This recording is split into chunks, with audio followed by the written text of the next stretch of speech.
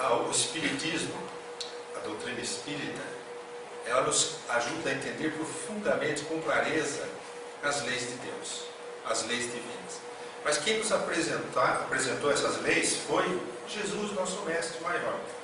Tanto que eu vou usar de duas parábolas para abordarmos e refletirmos à luz do Espiritismo as leis divinas. Essa primeira parábola nós vamos estudar bem rapidamente, só para lembrarmos como em uma parábola Jesus já falava dos conceitos que depois iríamos estudar com Allan Kardec, que falava da lei da ação e da reação, que foi uma lei que nós viemos compreender no Espiritismo. Mas só para resumir essa parábola, Jesus ele começa respondendo a uma pergunta do interlocutor, que pergunta a ele como que deve fazer para entrar no reino dos céus, né? E nessa parábola, essa parábola não tem esse interlocutor, essa é a segunda parábola. Nessa parábola, Jesus começa a contar que um pai tinha 2 filhos, e que o mais novo, naturalmente por ser mais novo, mais inexperiente, mais inconsequente, mais irresponsável, ele resolve pedir ao pai a parte da herança que lhe cabe para sair e viver a vida do jeito que ele quer. É Jesus que conta essa história.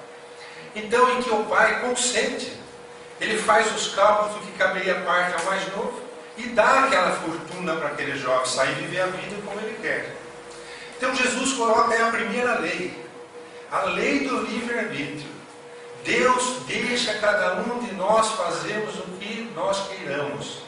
Ele coloca aquela pai na figura de Deus. Coloca 2 filhos, se um é mais novo, naturalmente o outro é mais velho. E se do mais novo se esperaria um comportamento inconsequente, do mais velho deveria se esperar uma madureza. O que Jesus diz que não demonstra no final da parábola, quando mostra o ciúme do filho mais velho, quando chega, o pai recebe o mais novo. E o filho mais novo sai. Diz Jesus que sai e vive dissolutamente. Vai curtir a vida, gasta tudo que tem, até ficar sem nada. E aí Jesus coloca um obstáculo. Quando ele está sem nada, o país onde ele tinha ido viver entra em recessão, não tem mais empregos, não tem condição dele sobreviver por si próprio. Mas como ele fez muitas amizades enquanto estava rico, ele se aproxima de um desses amigos e pede um emprego, ele consente que ele vá trabalhar lá no seu sítio e cuidar dos seus porcos. Os porcos eram muito comuns naquela região da Galileia. Tem várias passagens onde cita a presença, a questão das varas de porcos, como a do obsidiado gadareno, que Jesus afasta os espíritos, uma legião de espíritos, eles vão com uma vara de porcos que cai do precipício. E ele começa lá no sofrimento, olha aí, ação, livre, arbítrio, reação, o sofrimento. Ele escolheu o caminho tortuoso, ele colheu o sofrimento. Então nós já estamos vendo a segunda lei divina, livre-arbítrio, a ação e a reação. Então quando ele chega lá, e do lado dos porcos, ele ainda recebe a seguinte advertência: você pode cuidar dos porcos, mas não pode comer as alfarrobas deles. Quer dizer, você não tem nem direito de comer a comida dos porcos. Primeiro o amigo dele, o dono dos porcos, diz isso. E aí o que acontece no sofrimento? Lá naquele lugar onde a pessoa... Pensemos em nós no sofrimento. Todos nós temos um momento difícil da nossa vida. Quando é muito difícil e nós não encontramos as razões para sofrermos nesta existência, o Espiritismo nos apresenta a reencarnação, dizendo que se não há nessa vida uma causa para nós estarmos colhendo as consequências dos nossos desvios de comportamento, a causa estará em vidas pretéritas.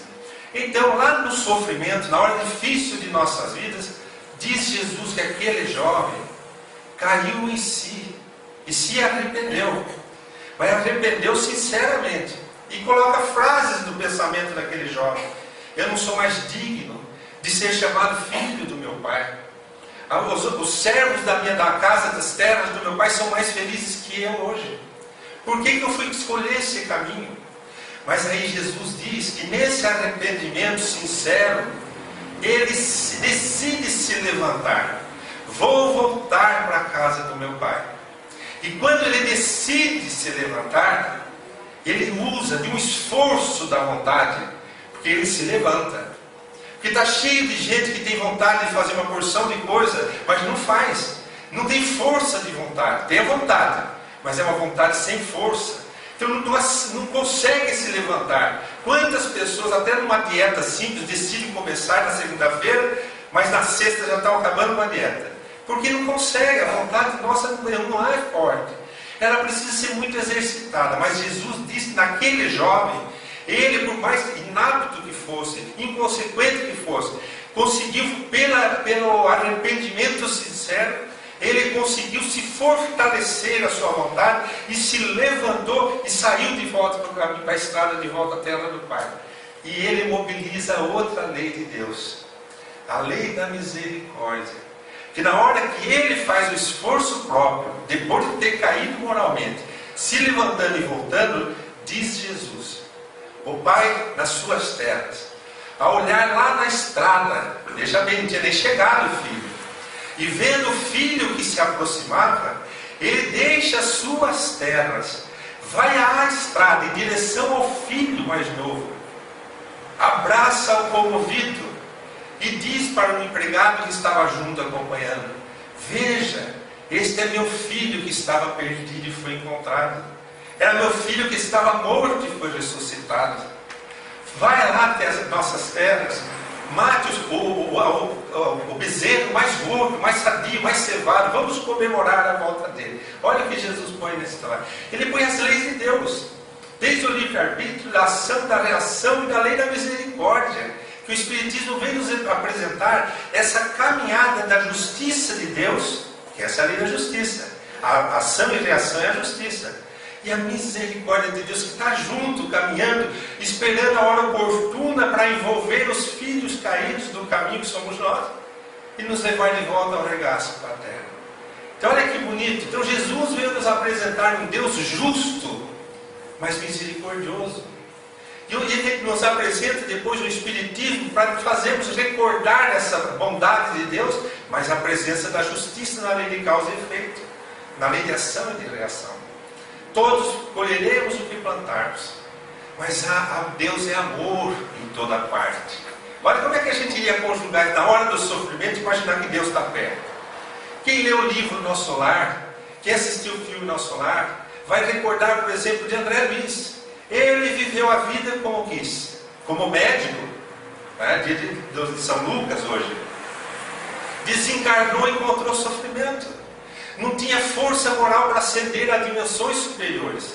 Ficou retido numa região perturbada no umbral, que ele nem sabia que existia. E sofreu, até que, como um filho pródigo, começa a cair em si, lembrar de sua mãezinha, fazendo as orações da sua infância, falando de um Deus que era amor, de um Deus que é bom, um Pai.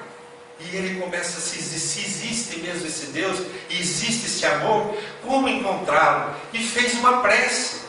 E quando ele está fazendo essa prece, lá no meio do umbral, do sofrimento, uma luz começa a surgir no meio daquela escuridão, como uma neblina que vai clareando com o nascer do sol.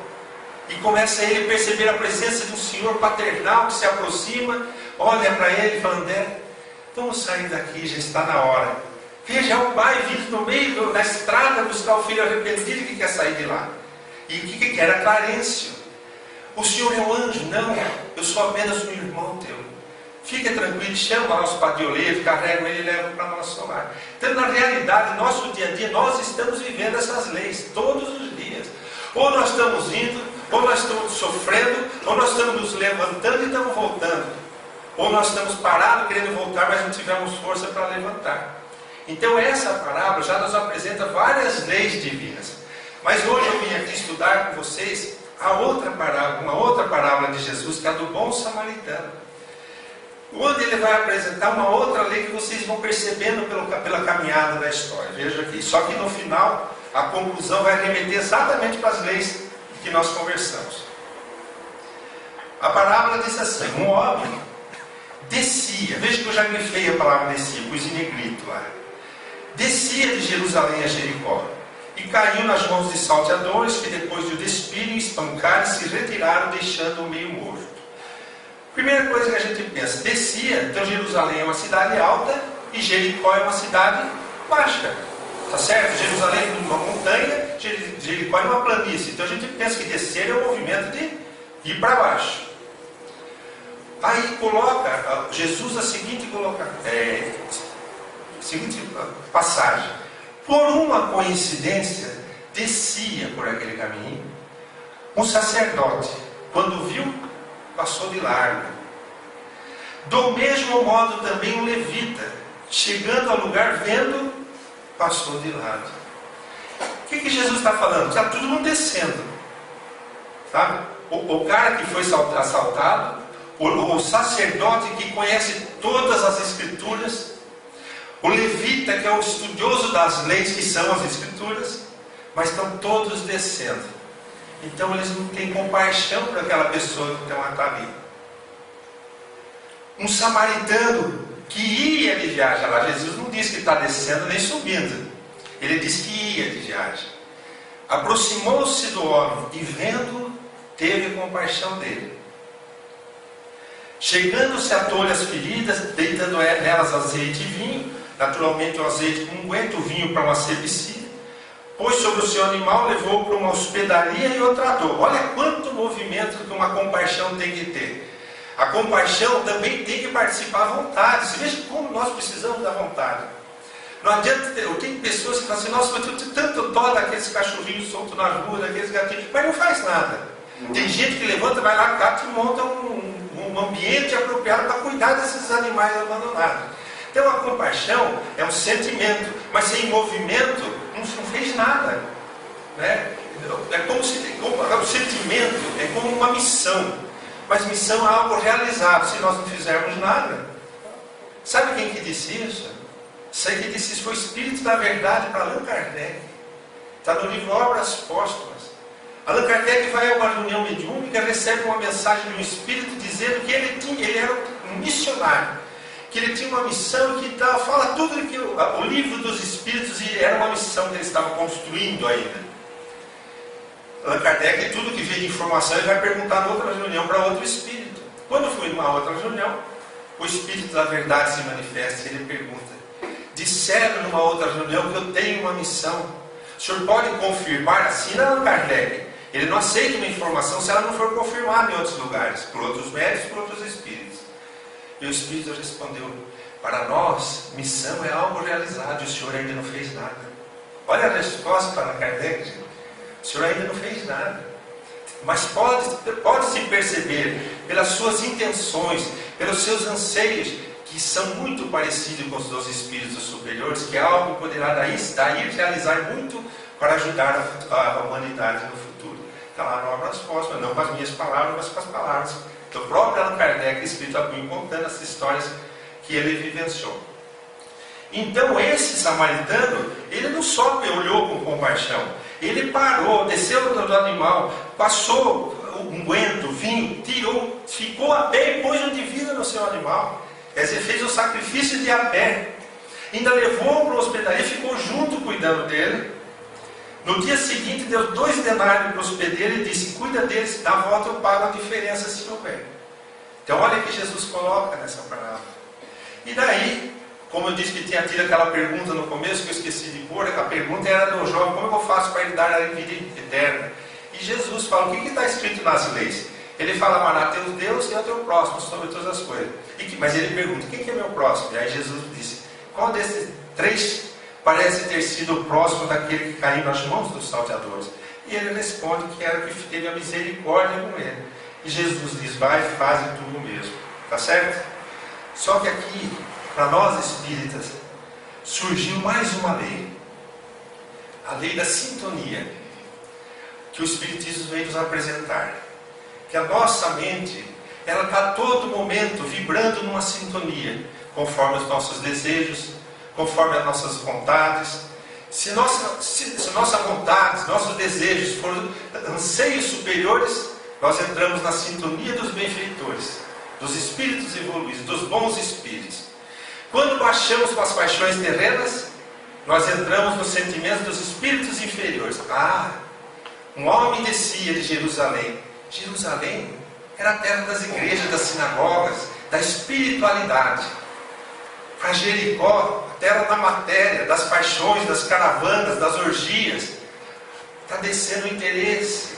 Quando nós descemos nossos interesses, quanta gente que entra na casa espírita se sente atraído pelos ensinamentos, passam-se 2, passam-se 3, 5, 10 anos, de repente perde o interesse. Eu te encontrei um amigo agora esses dias, gente, que depois de 20 anos de espiritismo ele se afastou. Ele foi atraído pela vida material. Mas dá para viver a vida material. Mas não pode viver a vida material sem ser materialista. Porque quando você deixa de viver a espiritualidade, você passa a ser materialista. Você perde aquilo que você tinha conquistado dentro de você. O homem descia. O que aconteceu? Ele muda a sintonia mental dele. Agora nós vamos falar de espiritismo. O que nós estudamos dentro da casa espírita? As obsessões. Os espíritos inferiores que querem se vingar de nós por problemas do passado. Eles estão caçando a gente, estão atrás de nós. Mas eu estou na casa espírita. Eu estou querendo ser bom. Eu estou querendo fazer o bem para os outros.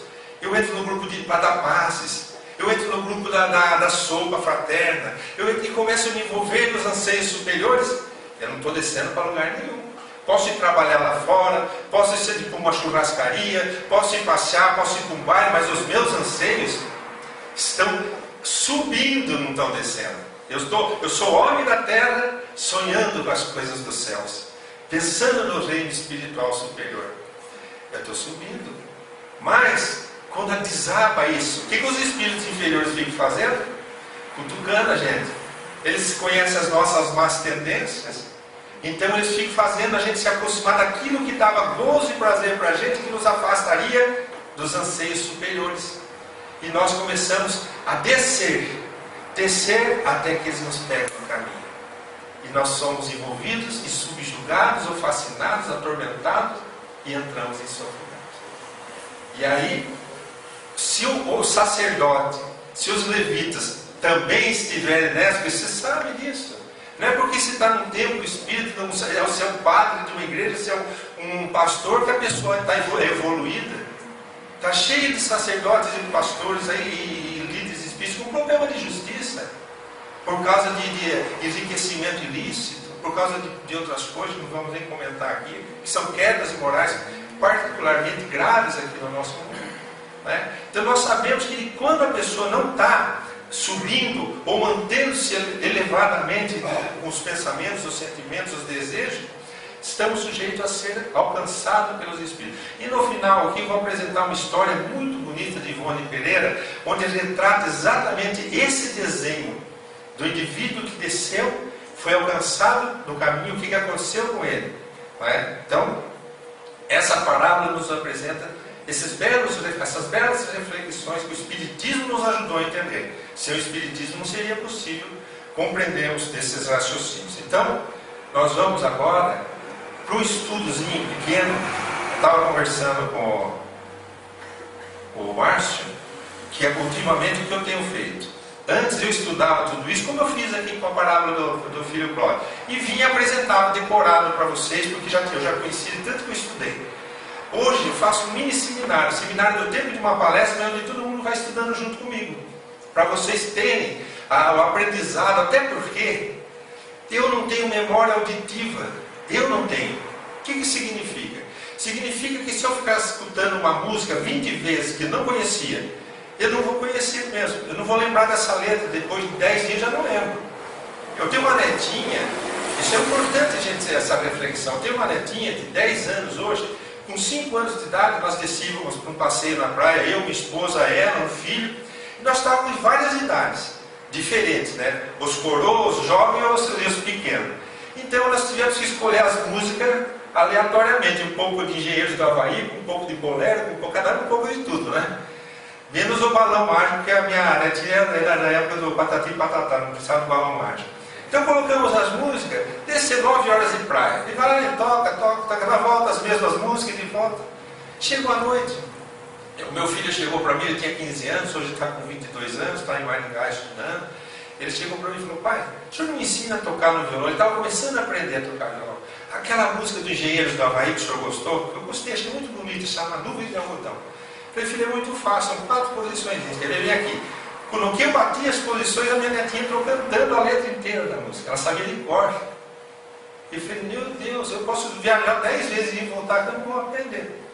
Então aí eu comecei a ter a ideia de apresentar para a minha memória, que é a memória visual. Ao mesmo tempo que nós vamos conversando, nós vamos vendo do que nós estamos falando.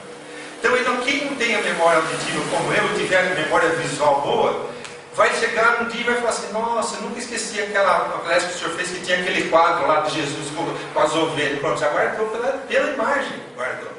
Então nós vamos passar para o segundo texto, tudo pequeno, chama Casa Mental.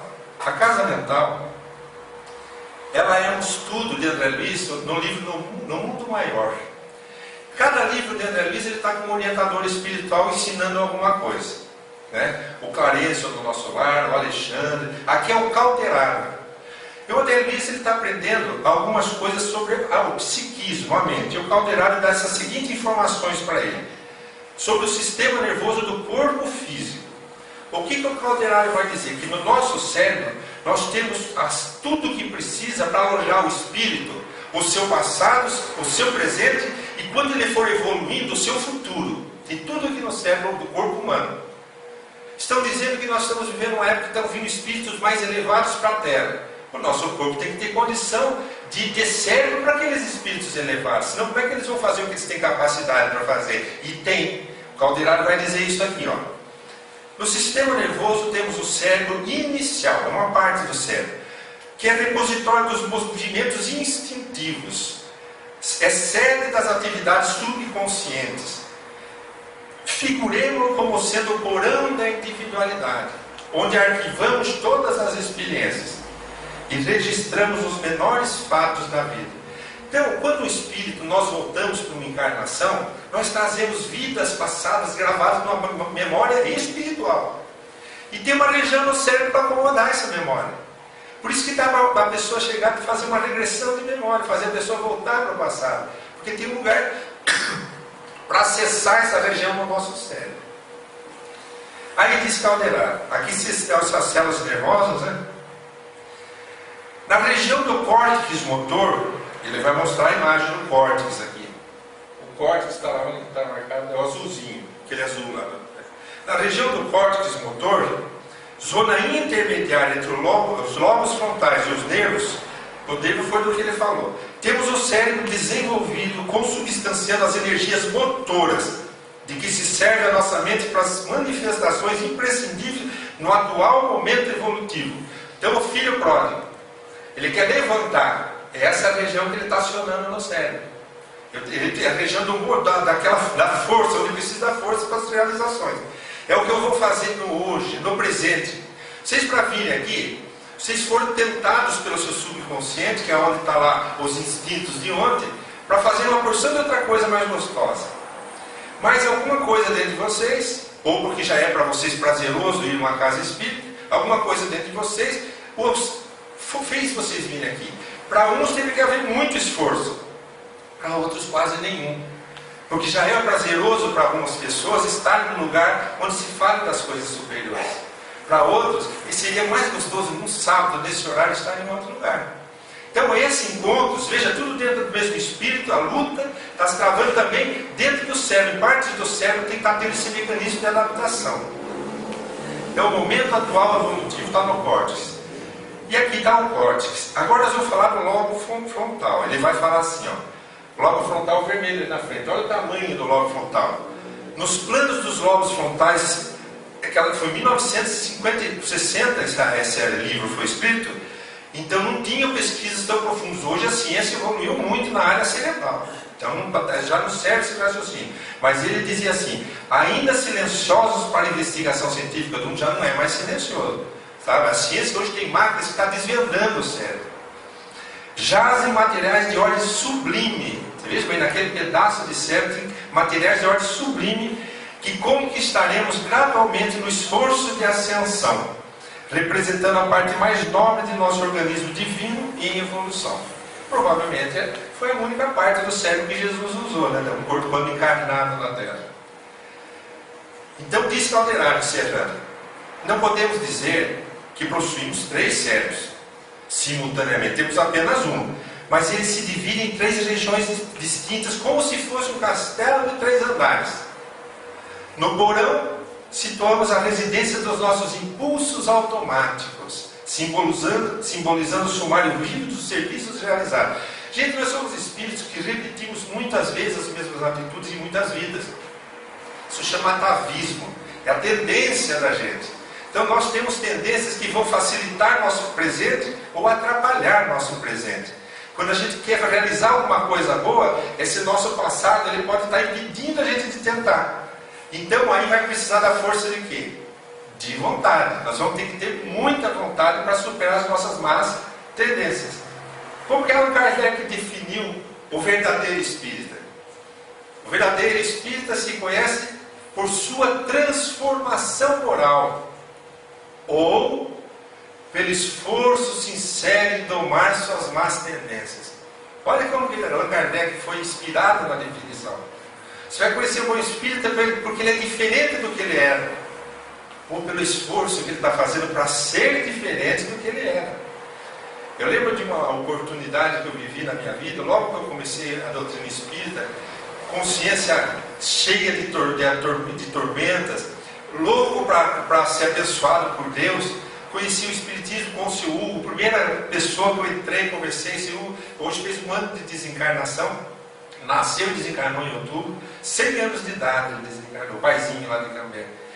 E o seu Hugo, eu lembro que uma vez, depois de uns 5 anos que eu participava assiduamente da casa de 2 trabalhos, e ainda ia visitar as crianças no lar como médico no lar infantil para ajudá-las, para medicá-las em alguma coisa. Um dia ele me chamou e disse assim: Zé Antônio, eu gostaria, ele me chamava sempre de Dr. José. Eu tinha 28 anos, ele tinha 70, ele me chamava Dr. José, e eu chamava ele de seu Hugo. Ele falou: Zé Antônio, Dr. José, eu tenho interesse de montar um plantão de passes aqui na nossa casa espírita. O senhor estaria interessado em participar? Eu falei: eu gostaria, senhor. O que consiste? Consiste em o senhor ter 2 horinhas de qualquer dia que o senhor possa, para ficar aqui para atender as pessoas que vêm. Porque era isso que o senhor fazia o dia inteiro. Ele estava querendo terceirizar o trabalho dele um pouquinho, né? Já estava com 70 e poucos anos, né? Ele queria terceirizar e nos ensinar a trabalhar. O senhor dava serviço para nós. E aí, o senhor me propôs, eu achei uma quinta-feira, 5 da tarde, eu saía do sindicato rural, que era no fundo do lar infantil, do centro, e vinha, atravessava a rua, entrava na casa espírita e ficava até às 7 da noite lá, para dar, não pegava plantão fora, pegava só da paz. Entrou uma senhora conhecida na cidade, amante do espiritismo, muito sofrida naquele momento, chorando. O seu Hugo está? Eu falei: no momento ele não está. Eu precisava tomar um passe. Eu falei: não, eu que estou aqui cuidando. Ele falou: não, mas eu quero um espírita de verdade. Ela falou desse jeito, gente. Eu começando no espiritismo, atormentado com a minha consciência, louco para aprender a servir. Ela me disse que queria um espírita de verdade. Eu disse: a senhora aguarde, eu vou lá ver se o seu Hugo está. Eu sabia que ele estava. Desci, cheguei, a casa dele era no fundo. Cheguei lá e disse: seu Hugo, aconteceu isso. Aí o seu Hugo me fez essa pergunta: qual que é a definição que Allan Kardec dá para um verdadeiro espírita? E eu falei: ou aquele que já se transformou, ou que está fazendo um esforço sincero para se transformar. O que o senhor me perguntou? E o senhor não está? Eu falei: eu estou. Então o senhor volta a dar passe nela. Aí como é que eu vou explicar para ela que eu era espírito de verdade, espírito? Eu cheguei lá e falei: olha, meu irmão, o senhor não está em condição de dar. Se a senhora achar que eu não posso ajudá-lo, então venha em outra hora, mas se quiser eu posso ajudar. Ela falou: não, eu quero, senhor. Aí eu apliquei o passe nela. Aí conversei com ela. Aí nos tornamos muito amigos. Isso foi eu sou espírita há 31 anos. Isso eu tinha 5 anos, pedia 26 anos atrás. Hoje ela mora em Jacarezinho, as filhas dela são pacientes minhas, e ela, toda vez que eu vou para Jacarezinho fazer palestra, é a primeira que está lá sentada para assistir. Então ela me aceitou como espírito de verdade, sem ter me transformado totalmente, só pelo esforço de ser. Por causa do porão nosso, que fica ali arrastando a gente para trás, não é fácil, gente. Eu tenho uma mensagem do Dr. Bezerra, uma mensagem não, um livro que ele escreveu, quando encarnado, Loucura sob o Novo Prisma, onde ele fala da tentação dos espíritas. Ele diz assim: quando os espíritos inferiores, eles chegam primeiro seduzindo a pessoa, porque eles conhecem os nossos defeitos.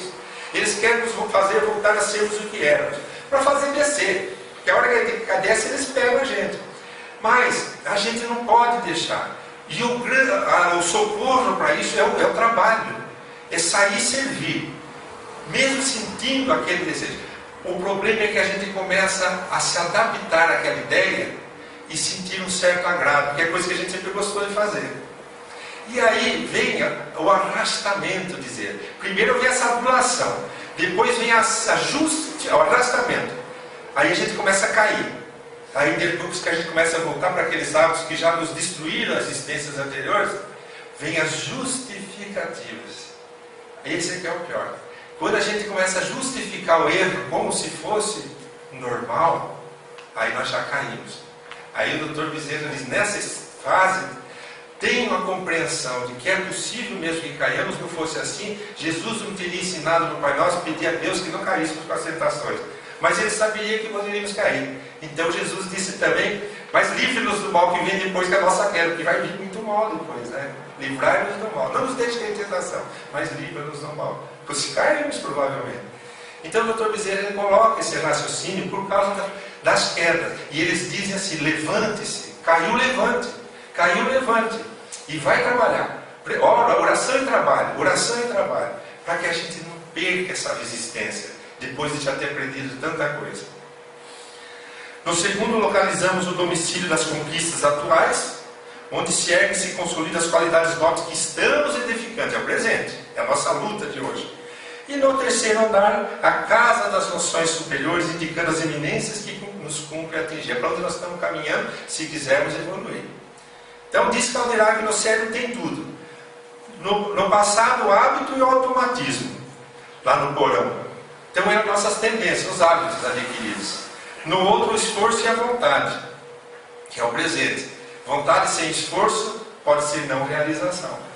E no último, demora o ideal e a meta superior, que não pode apagar dentro da gente. Mesmo na hora que o esforço seja pouco, a vontade seja fraca, se o nosso ideal lá para o futuro ainda existir, nós temos uma luzinha acesa nos levando, querendo nos conduzir para a direção certa. André Luiz, no livro Nosso Lar, ele coloca nas palavras da Dona Laura a seguinte frase, no final dos últimos capítulos: para onde estiver voltados os nossos passos, para lá estaremos caminhando. Então, mesmo que nós temos naqueles dias, naqueles momentos, naquela fase da vida, com a vontade fraca, sem esforço, mas se nossos passos ainda estiverem voltados para o lugar das noções superiores, ainda não estaremos caindo, ainda estaremos voltados para a caminhada para o lado da evolução espiritual. Então veja quanta coisa precisamos para poder não cair. Nós não podemos descer, não podemos perder a vontade, não podemos deixar de fazer esforço, são várias coisinhas. Mas quando uma não está funcionando, a outra está nos socorrendo, está nos ajudando. E a gente vai, e os benfeitores vão nos amparando, eles vão nos conduzindo, vão nos amando. Eles têm uma paciência cristã. Uma vez estive numa reunião mediúnica, muito interessante, um espírito muito espontaneamente incorporado uma médium sonambúlica, aquela que desmaia e o espírito levanta. Depois o espírito sai, uma médium desmaia, ela levanta e sabe o que aconteceu. E o espírito falava desse assunto com outra maneira de falar. E ele dizia assim: caiam vocês, levantem vocês, porque o nosso trabalho aqui é ajudá-los a clarear o caminho, como guias ele estava, guias benfeitores. É clarear o caminho para onde vocês vão caminhar, para vocês verem a pedra que vocês vão poder tropeçar. Mas nós não podemos tirar essas pedras. Nós podemos ajudar a ver essas pedras para que vocês possam delas se desviar. Se vocês não conseguirem cair, nós como benfeitores vamos tentar ajudá-los a se levantar. Porque esse é o dever de um guia espiritual, de um benfeitor. Olha que bonito. Quer dizer, e ele não vai ficar vendo, e perdi meu pupilo. Não, eles vão ajudar, eles têm uma paciência cristã. Eles cuidam de nós. Nós nascemos amparados, protegidos. Então, possuímos em nós mesmos o passado, o presente e o futuro. Então vocês viram que eu já fiz o raciocínio do cérebro de Caldeirão com a luta do espírito. Essa luta do passado no presente por um futuro de regeneração, de harmonia, de paz.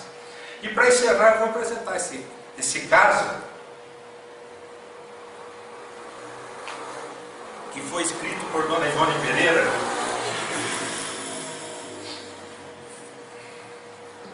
Num livro que eu achei numa palestra que eu fui fazer no exterior de São Paulo. Eu estava em busca de muito material para mim. e tinha uma bibliotecazinha assim de empréstimos de livros, e eu vi esse livro de Ivone Pereira e senti uma atração especial, 2 volumezinhos bem pequenos, onde ela relata fatos da vida dela, interessante. E esse caso aqui, ele exemplifica exatamente o que nós estudamos nessa noite, essas leis divinas. Essa é a Dona Ivone, desencarnada já há alguns anos, foi uma das mais importantes médiuns espíritas que o Brasil já teve. Médium do espírito Camilo Castelo Branco escreveu o livro Memórias de um Suicida. Médium de Charles, que escreveu vários livros contando existências pretéritas da própria Dona Ivone, que nos dá muita lição, mostrando essas pedras do caminho. Olha o que ela narra. Apraz-me narrar um fato real e doloroso, o qual testemunhei entre os meus 14 e 15 anos de idade. 14 e 15 anos ela tinha. Era aquela época, os espíritos faziam reunião dentro de casa. Não tinha quase centro espírita. E eles faziam as reuniões mediúnicas na sala de jantar. E ela vai contar a história de uma das pessoas que participava dessa reunião. O senhor S. era um homem bom, um bom homem, chefe de família trabalhador, honesto, pai de 8 filhos pequeninos, prestativo para com os amigos, simples colegas de trabalho. Ele era um cara social, vamos dizer assim, um cara aceitado na sociedade. Era funcionário público, encarregado de um setor de grande responsabilidade. Havia de zelar por materiais de construção de grande importância. Era um dos mais bem dotados médios que conheci no que toca à autenticidade mediúnica. Médium receitista, tanto obtinha receitas homeopáticas como alopáticas, até mesmo em hora de expediente de trabalho profissional sobre a mesa, superlotados de papel. Ele incorporava o espírito deixava uma receita, ele desincorporava e continuava o trabalho dele.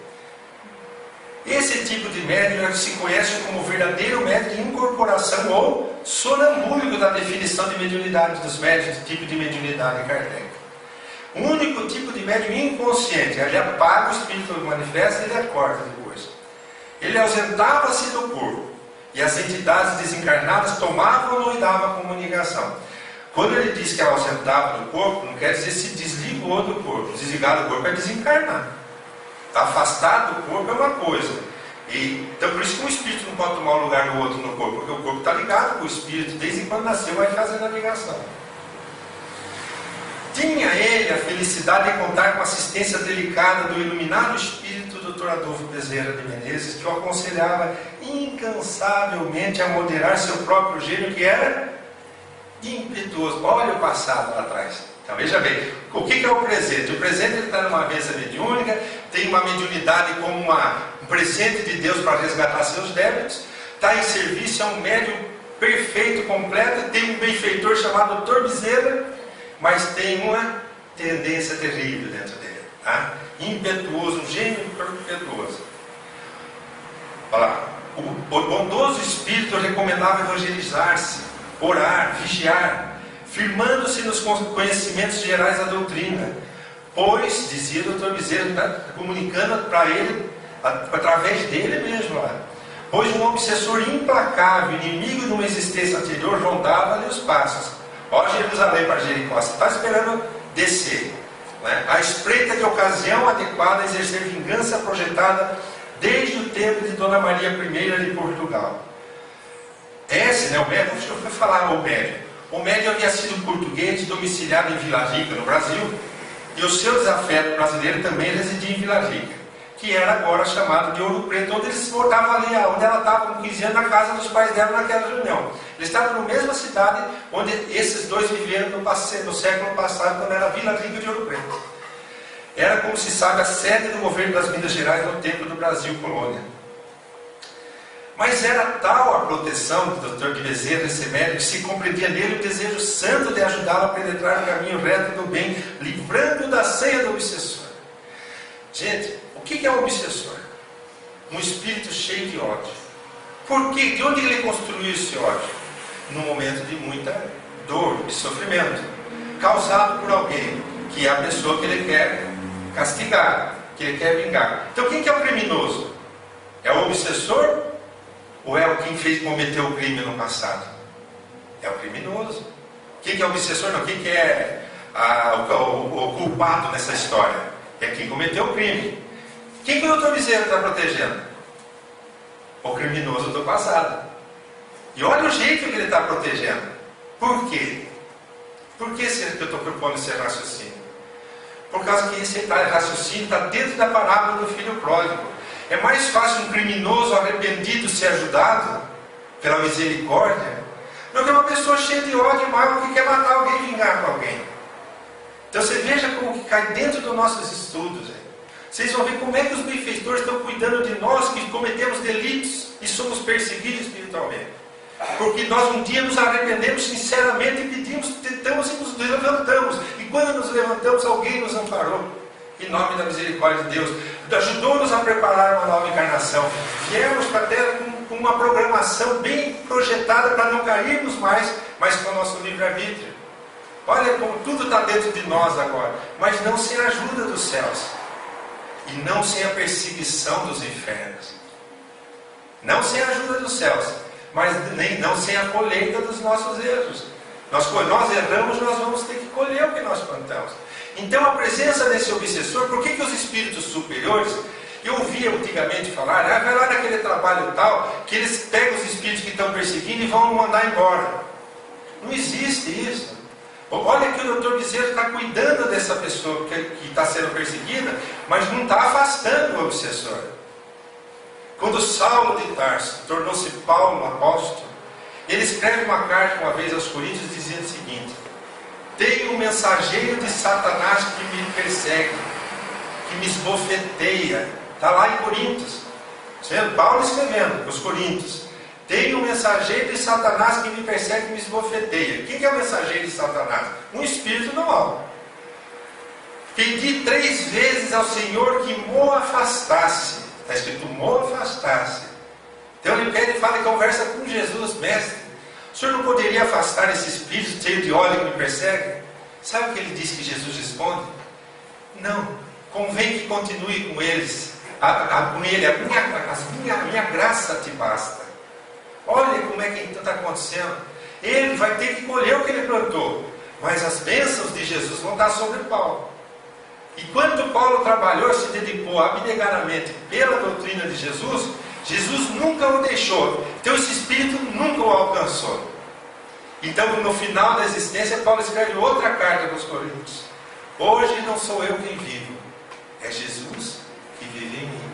Olha a vitória plena. Então para ele se livrar da sanha do obsessor, ele precisou se transformar no grande Paulo apóstolo, no grande trabalhador da seara do Cristo, e tendo Cristo como protetor.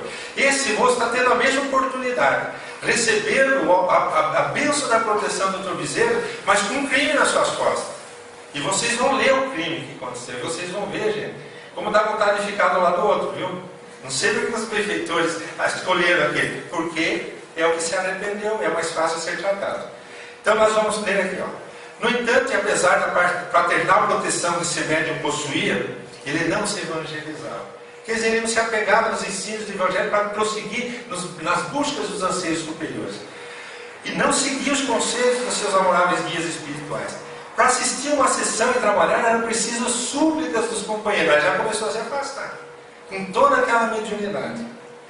Metia-se em política apaixonadamente, discutia, olha a personalidade do ontem vencendo, né?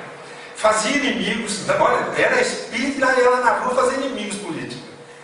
Pois é bom lembrar que a política regional em Minas Gerais por esse tempo era violenta, e constantes rixas se davam entre as mulheres que se agrediam na rua, levadas pela paixão partidária.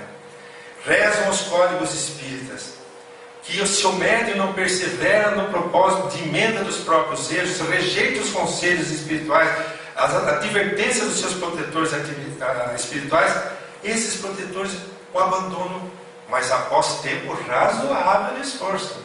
Então não é abandono, é que como a misericórdia divina não está sendo aceita, volta à justiça. Preste atenção no que está acontecendo aqui. A misericórdia divina está assim, banhando a vida desse indivíduo que está em débito com as leis de Deus. Mas ele não está aceitando, porque o passado dele está falando mais alto. Então o que acontece? Os espíritos perdem a sintonia com ele. Não tem mais a sintonia, nem dá mais para incorporar através dele da mensagem. Porque ele está na sintonia da política, da obsessão pela política. Então ele se afastou. E o que acontece? Os guias se retiraram, deixando entregue ao próprio livre-arbítrio. Voltou à justiça de Deus. Agora, gente, vocês vão ver o que é a justiça de Deus. A justiça de Deus é assim: você vai pagar aquilo que você deve, nada mais, nada menos, mas ceitil por ceitil, que está escrito nas velhas escrituras. Né? Então vamos ver o que acontece, vocês vão ver o que acontece com essa pessoa.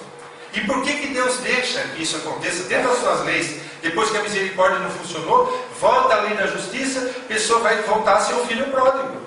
Ele vai sofrer, vai de novo sofrer, até que vai se arrepender, agora num movimento mais sincero de arrependimento, e vai ter uma nova oportunidade, porque a misericórdia de Deus é infinita. E daí, isso mesmo aconteceu ao médico, que não ligava a menor importância aos seus deveres de espírito e médico. Então aproximou-se dele o obsessor, que não tinha acesso a ele, enquanto ele trabalhava. E deu ele entrada ao terrível adversário que o espreitava. Então foi ele que deu essa entrada para o obsessor, não foi o obsessor que... Foi ele que deu a entrada. Vários acidentes começaram a ocorrer.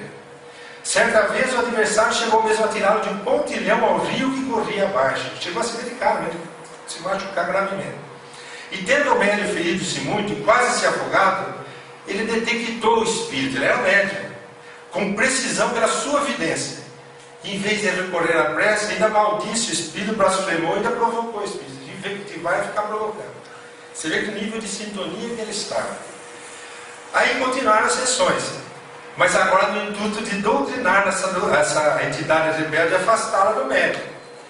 A pobre entidade comunicava-se violentamente através do médium, martirizava o médium, atirava o médium no chão, em convulsões, como se estivesse sussurrando.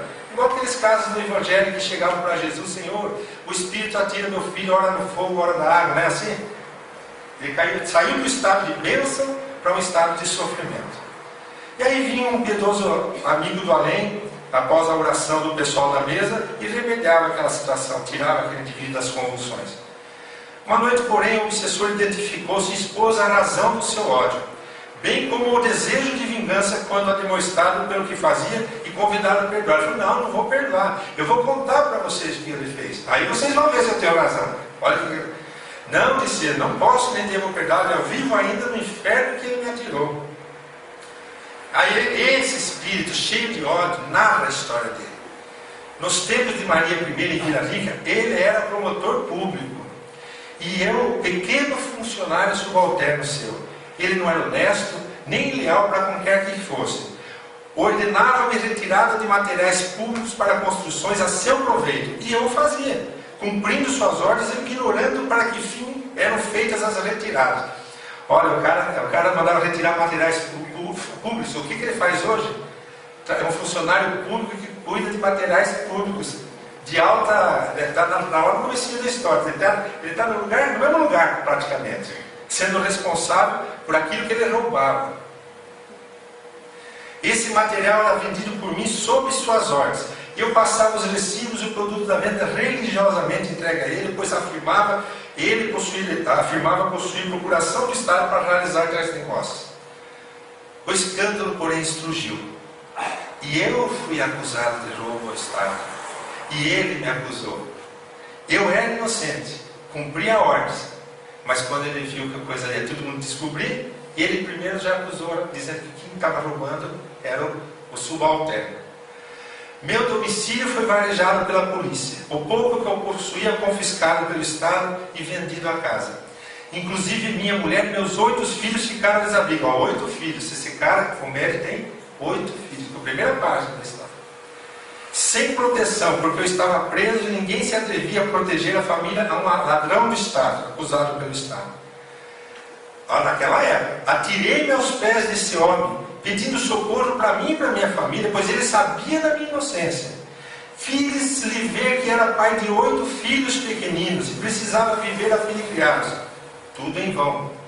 Torturaram-me na prisão a fim de que confessasse onde esconder o produto das vendas do jogo, e o dinheiro estava com ele. Disse aos meus juízes, mas não fui acreditado. A personagem que era o promotor merecia a confiança das autoridades. Quem que era ele? Um empregado qualquer. Fui então condenado à morte, na forca, e enforcado na praça pública em Vila Rica às 7 horas da manhã.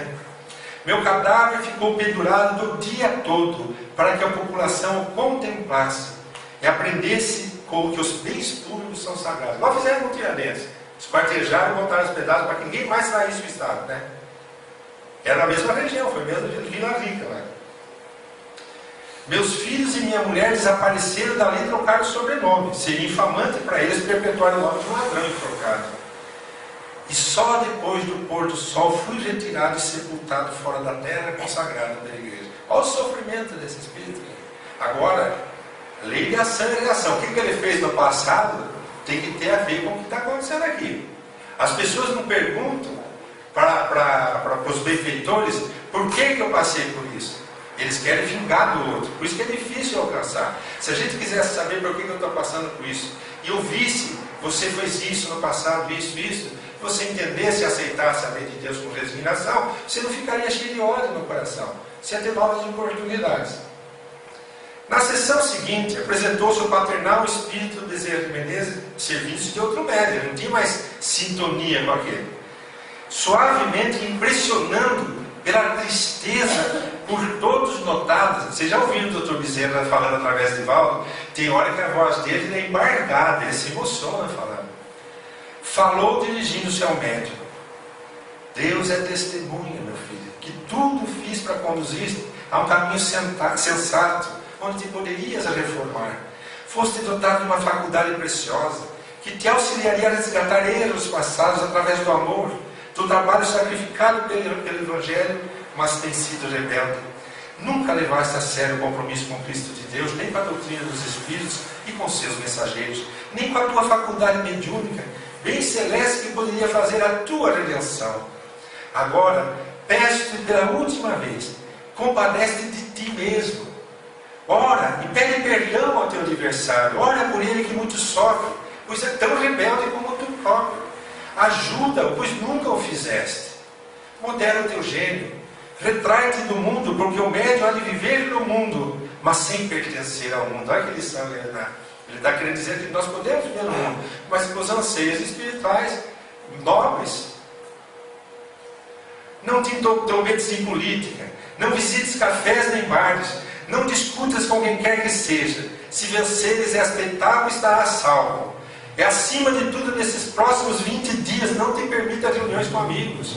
Do teu trabalho segue para o lar, entretente com teus filhos, teus livros doutrinários. O que o Dr. Bezerra estava fazendo? Estava assistindo o espírito armando uma cilada para ele, numa discussão em algum lugar. E queria tentar poupar ele disso, para tentar achar uma outra saída para esses dois espíritos que precisam aprender a se reencontrar, a se reconciliar. Não é assim? Jesus não fala, se você está orando a Deus, fazendo uma oferenda, deixa a oferenda e vai primeiro reconciliar com o teu adversário. O médium chorou, tudo prometeu, mas tudo esqueceu, passaram alguns dias. 15 ou 20 dias depois, faltou ao trabalho. A política regional vibrava. Pela manhã saiu à rua interessado nas novidades políticas, pois se estava em véspera de eleições. Conversava sobre a situação entre correligionários e adversários, e subitamente um destes últimos adversários exprimiu-se de forma ofensiva sobre o partido dele. Este se levantou colérico e esbofeteou o outro. Tudo que o Dr. Bezerra sabia que o espírito estava aprontando, fazendo ele ficar colérico, né? Já tinham sintonia, os dois estavam em íntima sintonia. Um policial presente, amigo do esbofeteado, entrou em defesa do último. Vendo o tumulto, o proprietário do café pôs o grupo para fora e fechou as portas. Aos insultos e empurrões, o grupo se afastou alguns passos, atingindo o ponto mais central da velha cidade mineira, Ouro Preto, antiga Vila Rica. Até que dito policial sacou o revólver que trazia e desfechou todas as suas balas sobre o médico e, caindo mortalmente ferido, exclamou: não me mate, pelo amor de Deus, tenho 8 filhos pequenos para criar. Sentiu por sentiu. E onde que ele tomou? No meio da praça onde o outro foi enforcado, no mesmo lugar. O que falta agora? O que aconteceu com o outro quando foi enforcado? Pegaram o outro, tiraram, botaram, foram lá fazer um velório e tudo? Ficou o dia inteiro em exposição. Era o mais central ponto da cidade que se alvoroçou com o acontecimento. O S, que era o nome dele, era estimado, mas seu cadáver ficou ali das 10 da manhã às 5 da tarde. Toda a população correu a vê-lo. Nunca se soube por que razão as autoridades retardaram tanto a sua retirada da via pública. Ele possuía tudo para o antigo delito sem a necessidade de ser assassinado na via pública. Mas não compreendeu o auxílio que o Criador lhe concedeu. Vocês viram então o que é ceitil por ceitil. Quando a justiça divina entra pura, Ele não vai fazer você pagar mais do que você deve, Ele vai fazer você pagar tudo que você deve, porque você não está aceitando a bênção da misericórdia divina. E foi o que aconteceu com ele. Olha quanta misericórdia, mas o livre-arbítrio. Então o que vai acontecer com ele? Desencarna de que jeito? Perdeu a mulher, perdeu os filhos que trocaram de sobrenome, não pôde ajudá-los, ficou desonrado, ele está sofrendo pouco como o diabo amassou. É o filho pródigo. O que vai acontecer? Vai chegar uma hora que vai ter que cair a ficha. Então olha o que ela fala. Hoje ele é um espírito lúcido, completamente convertido ao bem. A amarga lição sacudiu poderosamente, seu arrependimento foi grande. Precisou de um sofrimento maior para poder ter a verdadeira movimento de transformação moral. Em vias de redenção, é instrutor espiritual de obsessores, a quem pacientemente tenta imprimir a transformação íntima no mundo espiritual. Olha o que ele está fazendo, está se redimindo.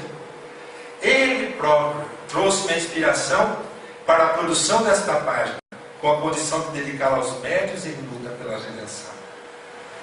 Está aqui todo o raciocínio que nós trouxemos, vocês refletirem, com voz, imagem, para usar todas as memórias possíveis. E hoje com a memória mais, outra memória, tem a memória sinestésica, sabia? Memória sinestésica sensorial, com esse calor daquele que está hoje, né? Então nós vamos guardar o que ouviu, o que viu e o que sentiu. O calor danado com os ventiladores ligados. Eu tenho essa memória. Às vezes minha esposa fala, lembra aquela vez em tal lugar? Eu lembro do frio que fazia. Eu também a memória sinestésica. Obrigado a todos vocês, gente, que Deus abençoe. Obrigado pelo convite, Marcelo. Obrigado a todos vocês que estão presentes.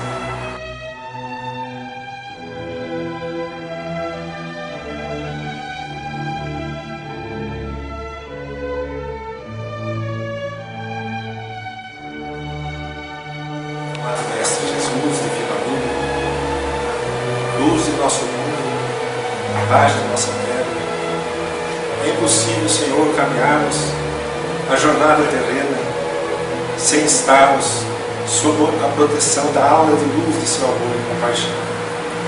Permita-nos, Senhor, que nessa existência nós não sejamos as ovelhas desgarradas, que mesmo que as nossas imperfeições que são tantas, que nós consigamos nos manter, Senhor, por um esforço maior dentro desse aprisco onde ficam as suas ovelhas amparadas e protegidas. Ampara-nos, Senhor, para que esta doutrina iluminada dos Espíritos, que venha nos ajudar a caminhar, nos redimirmos dessa jornada terrena, que ela possa ser sempre o farol de luz, atralhar nossos corações, nossa consciência e nossa família. Esteja conosco, Senhor, hoje e sempre.